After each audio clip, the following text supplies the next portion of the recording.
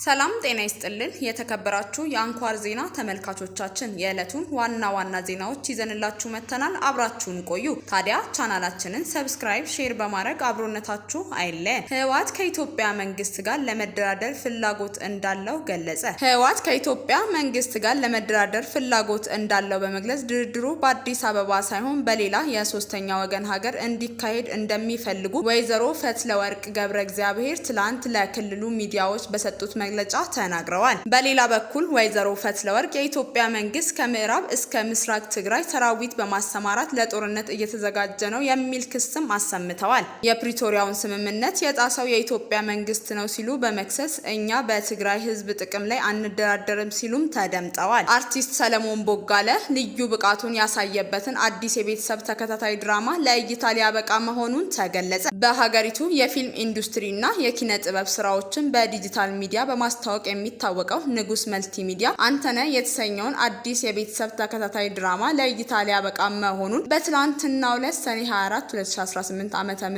አስታወቀ።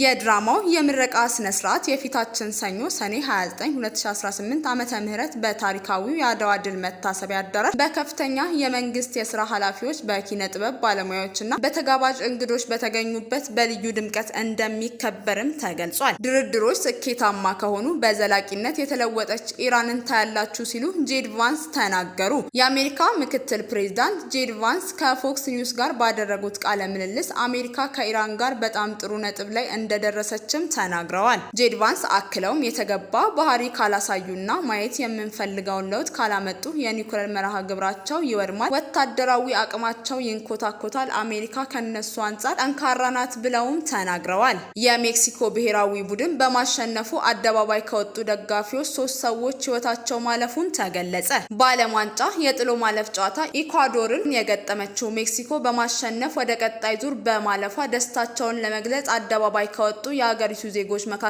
የ3 ሰዎች ህይወት ማለፉንም ተገልጿል። ከአሜሪካና ከካናዳ ጋር በጋራ የዓለም ዋንጫን እያስተናገደች ያለችው ሜክሲኮ ኢኳዶርን 2-0 በሆነ ውጤት ካሸነፈች በኋላ የሀገሪቱ ዜጎች በደስታ ሰክረው ወደ አደባባይ እንደወጡም አመላክተዋል። በሜክሲኮውያን ዘንድ ይሄ ከፍተኛ ደስታ የተፈጠረው አገራቸው ከአውሮፓውያኑ 1986 ወዲህ ለመጀመሪያ ጊዜ ወደ ጥሎ ማለፍ መግባቷን ተከትሎ እንደሆነም ተገልጿል። ሜክሲኮ 32 ቡድኖች ከሚገኙበት ጥሎ ማለፍ በመሻገር ወደ 16ቱ ምድብ እንደተቀላቀለችም ተገልጿል። ሴኔጋል 2-0 እየመራች 3-0 ተሸንፋ ከውድድሩ መውጣቷ ልብ ሰባሪ ሽንፈት እንዳደረገው ተገለጸ። እስከ 86ኛው ደቂቃ ድረስ 2-0 እየመሩ የነበሩት ሴኔጋሎች በጨዋታው ማጠናቀቂያ ላይ ባልተጠበቀ ሁኔታ በቤልጂየም 3-0 ተሸንፈው ከ32ቱ ዙር ውጪ እንደሆኑም ተገለጸ። ቤልጂየም 2 ፈጣን ጎል በማስቆጠር ውጤቱን ወደ 2 እኩል ካደረገች በኋላ በመጨረሻው 30 ደቂቃ ቤልጂየም በመጨረሻው ሰከንድ ባገኘችው የፍጹም ቅጣት ምት ፔናልቲ ሶስተኛውን ጎል አግብታ 3-2 በሆነ ውጤት ማሸነፍ ችላለችም ተብሏል።